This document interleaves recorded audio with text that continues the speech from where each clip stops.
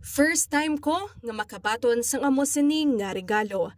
Ini ang pahayag sang 62 anyos nga balong nga si Nanay Ninita Tibares sang South San Jose Molo samtang nagalumaw-lumaw ang mata matapos makabaton sang temprano nga pamaskwa gikan sa K5 News FM Iloilo.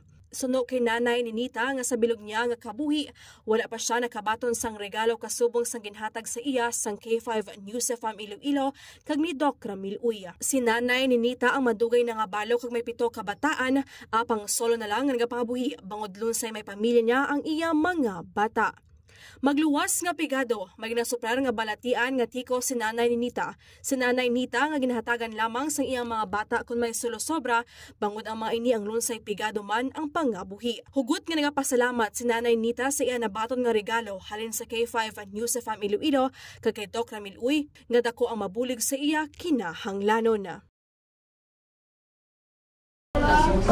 Doc Ramil Uy, salamat ang imo maaga nga pamaskwa.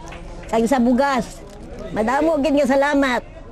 Kinakabig bilang late nga birthday gift kag advance nga Christmas gift ang nabaton nga grasya ni Nanay Nita bilang napilian nga benepisyaryo sa kampyon nga serbisyo para sa mga pigado kag K5 pamaskwa sang K5 News FM Iloilo kag sang RYU Foundation.